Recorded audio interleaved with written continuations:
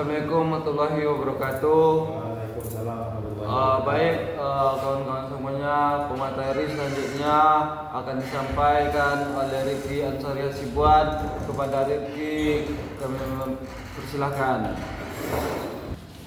Ya, Assalamualaikum warahmatullahi wabarakatuh. Assalamualaikum warahmatullahi wabarakatuh.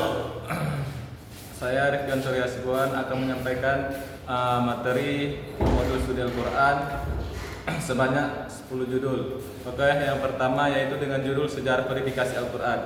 Al-Quran diturunkan selama 23 tahun secara bertahap. Proses pengumpulan berlangsung sejak zaman Nabi Muhammad SAW hingga kepada zaman Khalifah. Tujuan dari Al-Quran diturunkan secara berangsur-angsur adalah untuk menjaga keaslian dan kemurnian Al-Quran agar tetap terjaga sampai sekarang dengan cara menghafalkan dan menuliskan seperti di dalam lontar ataupun batu. Oke, judul yang kedua yaitu Asbabun Nuzul dan urgensinya dalam memahami makna Al-Quran. Secara bahasa berarti sebab turunnya Al-Quran, dan secara syariat sebab yang mengiringi turunnya ayat Al-Quran kepada Rasulullah SAW sebagai respon atas peristiwa atau pertanyaan. Macam-macam asbabun nuzul yang ada dua, yaitu yang pertama ta'addud al-asbab wa al-najil wahid, yaitu beberapa sebab untuk satu ayat, dan yang selanjutnya yaitu ta'addud an-najil wal al-asbab wahid, yaitu satu sebab untuk beberapa ayat. Yaitu judul yang ketiga yaitu Al-Quran sebagai sumber hukum.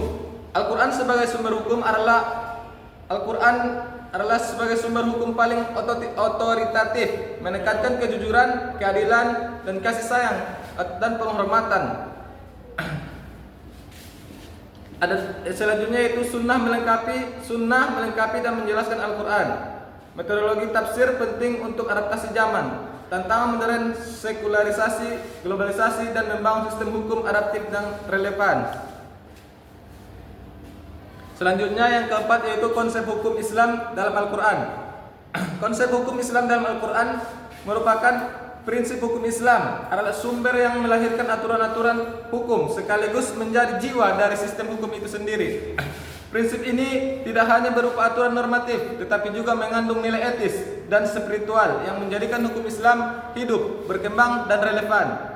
Adapun yang selanjutnya yang judul yang kelima yaitu studi Al-Quran tentang etika dan moral. Etika sama dengan pedoman bagaimana manusia bertindak, melibatkan aspek lahiriah dan batiniah atau kesadaran moral, jiwa, kecenderungan dan berbuat baik, yang bersumber dari Al-Quran dan Sunnah. Adapun moral berasal dari kata Latin yaitu moralitas, dan dalam bahasa Arab diartikan sebagai akhlak, yang artinya ajaran tentang baik dan buruk dalam kehidupan manusia yang berasal dari agama, kodrat manusia, dan adat istiadat dan hukum. Yang selanjutnya judul yang keenam yaitu konsep tauhid dalam Al-Quran. Tauhid merupakan satu konsep utama yang menjadi asas dalam semua sudut pandang dan seluruh aspek kehidupan muslimin. Tauhid yang berasal dari kalimat bahasa Arab yang berarti tauhid merupakan satu konsep yang melambangkan kepercayaan manusia kepada Allah Subhanahu wa taala. Tauhid adalah prinsip hukum Islam yang menyatakan bahwa semua manusia ada di bawah satu ketetapan, yaitu ketetapan Allah Subhanahu wa taala yang dinyatakan dalam satu kalimat la ilaha illallah, ataupun tiada Tuhan selain Allah. Selanjutnya judul yang ketujuh yaitu konsep keadilan dalam perspektif Al-Quran.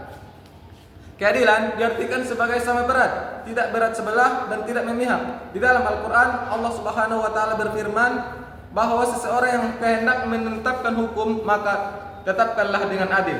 Adapun yang judul yang ke-8 yaitu konsep pendidikan dalam perspektif Al-Quran.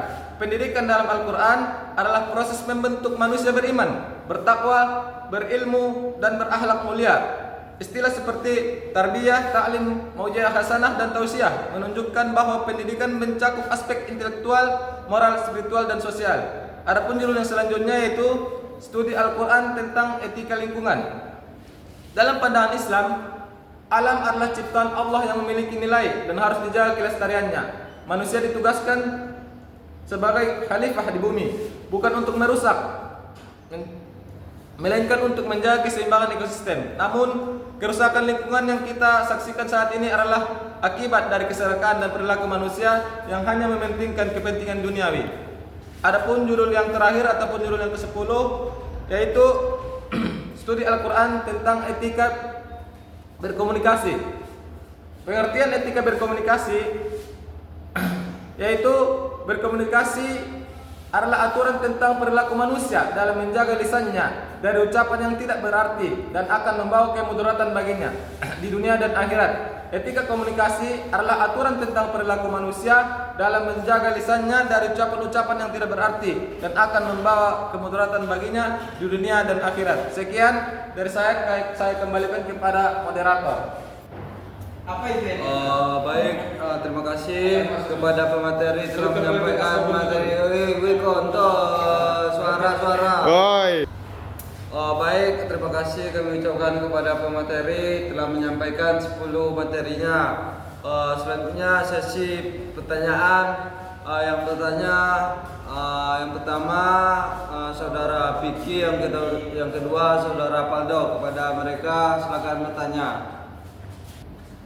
Oke, perkenalkan nama saya Valdo Dwi Kumala. Izinkan saya bertanya kepada pemakalah atau yang presentasi.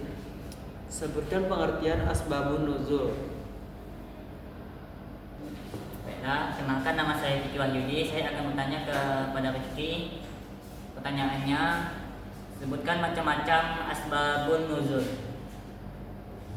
Saya akan menjawab pertanyaan dari saudara Paldo. Adapun pertanyaannya itu sebutkan pengertian asbabun nuzul. Asbabun nuzul yaitu sebab turunnya Al-Quran ataupun sebab-sebab yang mengakibatkan turunnya Al-Quran.